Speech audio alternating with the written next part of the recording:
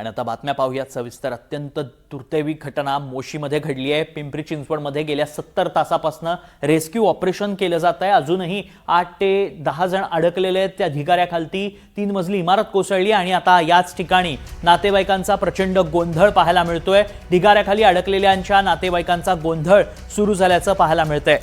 3 जणांचा मृत्यू झाल्याची ही बातमी समोर येतेय। गेल्या 70 तासापासून इथे रेस्क्यू ऑपरेशन राबवलं जात आहे। प्रशासनाच्या वतीनं या 8 जणांना बाहेर काढण्याचे प्रयत्न केले जातात, मात्र त्यातील 3 जण दगावल्याची माहिती मिळते। अत्यंत दुर्दैवी अशी घटना म्हणावी लागेल। डंपिंग यार्ड आहे आणि त्याच्याच शेजारी या यार्डचं कार्यालय आहे। 3 मजली इमारत तिथं होती। ही इमारत पत्त्यासारखी कोसळली आणि त्यानंतर ढिगाऱ्याखाली 8 जण अडकून पडले होते।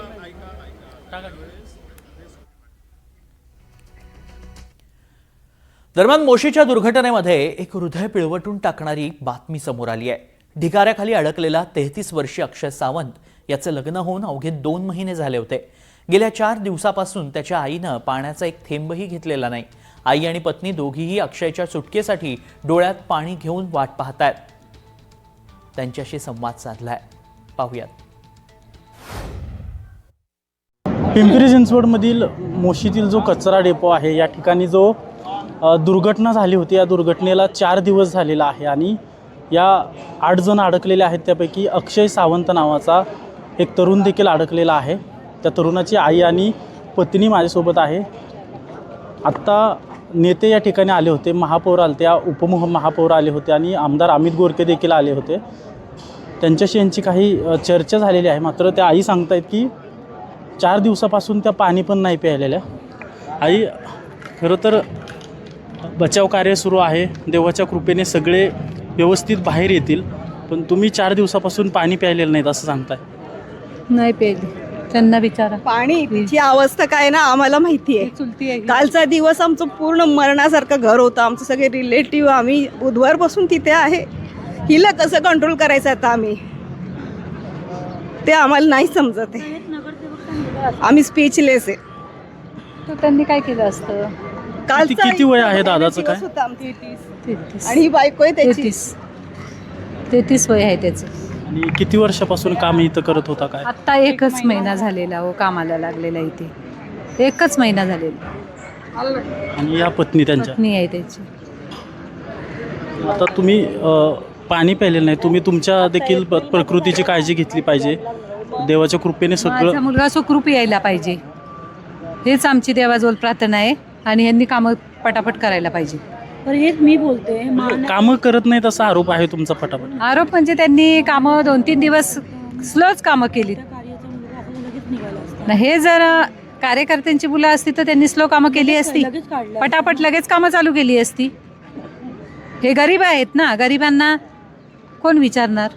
तुमचं ताई काय ज्या दिवशी ही घटना घडली त्याच्या अगोदर किंवा त्यानंतर काही संपर्क वगैरे झाला होता? कारण फोन वगैरे लागत होते आतमध्ये। बस एकदा 12:30 वाजता बोलणं झालेलं माझं। त्याच्यानंतर जेवायला जाणार होते एवढंच बोलले, त्याच्यानंतर काहीच नाही। फोन स्विच ऑफ येत होता आणि लोकेशन इथलंच दाखवत होतं शेवट। तुमचं आत्ता 2 महिन्यापूर्वीच लग्न झालं? हो, 2 महिन्यापूर्वीच लग्न झालं। खरं तर जे 8 लोक आतमध्ये अडकलेले आहेत त्यांना सुखरूप बाहेर काढण्याचा NDRFचा प्रयत्न आहे।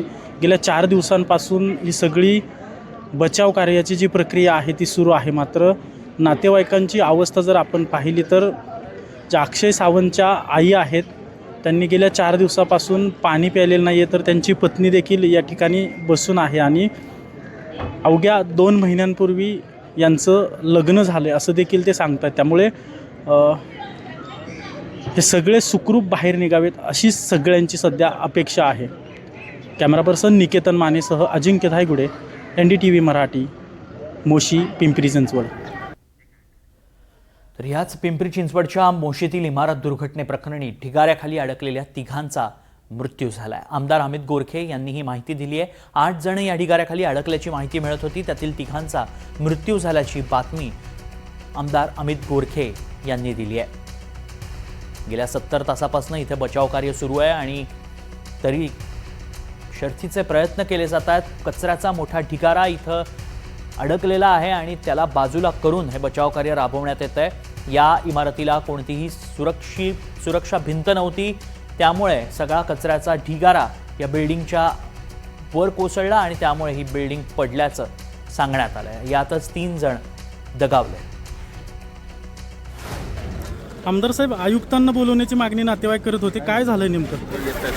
तीन बॉडीज आहेत ना, हां 5-10 मिनिटं बाहेर येतील, तिथं येते.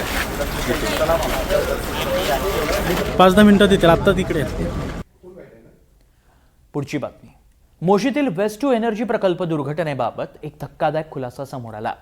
महानगरपालिकेनंच कबूल केलं आहे की दुर्घटनाग्रस्त 3 मजली इमारतीला फक्त तळमजल्याचीच परवानगी होती. पहिल्या आणि दुसऱ्या मजल्यासाठी कोणतीही मंजुरी नव्हती. तरीही तिथं कॅन्टीन आणि कॉन्फरन्स रूम बिनदिक्कत सुरू होत्या. सगळ्यात गंभीर बाब म्हणजे पर्यावरण विभागानं 26 जुलैला अर्ज केला. बांधकाम विभागानं पाहणी न करता दुसऱ्याच दिवशी पूर्णत्वाचा दाखलाही दिला. परवानगी नसताना हे मजले उभेच कसे राहिले?